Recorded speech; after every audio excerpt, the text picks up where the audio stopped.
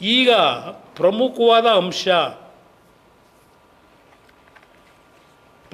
ಪ್ರಮುಖವಾದ ಅಂಶ ನಾನು ಈ ಸರ್ಕಾರಕ್ಕೆ ಕೇಳಲಿಕ್ಕೆ ಬಯಸ್ತೀನಿ.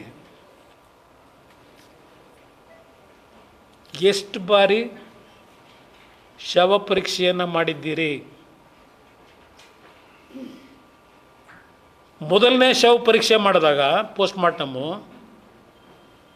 ಏನು ವರದಿ ಬಂತು? ಪೋಸ್ಟ್ಮಾರ್ಟಮ್ ಮುಗಿಸಿ ಎಲ್ಲ ದೇಹ ಹೊಲಿದು ಮತ್ತು ಎರಡನೇ ಬಾರಿ ಇನ್ನೊಂದು ಪೋಸ್ಟ್ಮಾರ್ಟಮ್ ಮಾಡಿದ್ರಲ್ಲ, ಆಗೇನು ವರದಿ ಕೊಟ್ಟರು?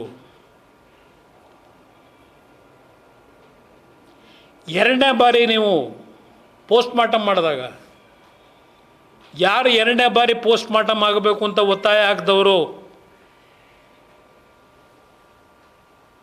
ಇಲ್ಲಿರ್ತಕ್ಕಂಥ ಪ್ರಶ್ನೆ ಇಲ್ಲಿ ಪ್ರಮುಖವಾಗಿ ಮಾಧ್ಯಮದ ಸ್ನೇಹಿತರು ಅರ್ಥ ಮಾಡ್ಕೋಬೇಕೀಗ, ಈ ನಾಡಿನ ಜನ ಅರ್ಥ ಮಾಡ್ಕೋಬೇಕು. ಎರಡನೇ ಬಾರಿ ಪೋಸ್ಟ್ಮಾರ್ಟಮ್ ಮಾಡಿದ್ರಲ್ಲ, ಯಾರಿಂದ ಪರ್ಮಿಷನ್ ತಗೊಂಡ್ರಿ? ಯಾರನ್ನು ಮೆಚ್ಚಿಸ್ಲಿಕ್ಕೆ ಎರಡನೇ ಬಾರಿ ನೀವು ಪೋಸ್ಟ್ಮಾರ್ಟಮ್ಗೆ ಆದೇಶ ಮಾಡಿದ್ರಿ? ಯಾರು ಆದೇಶ ಮಾಡಿದವರು? ಎರಡನೇ ಬಾರಿ ಪೋಸ್ಟ್ಮಾರ್ಟಮ್ನಲ್ಲಿ ಏನು ಬಂತು?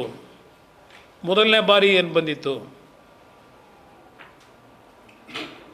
ದಯವಿಟ್ಟು ಸತ್ಯ ಹೇಳಿ, ಏಕೆಂದರೆ ಸತ್ಯವನ್ನಲ್ಲದೆ ಬೇರೆವೇನೂ ಹೇಳುವುದಿಲ್ಲ.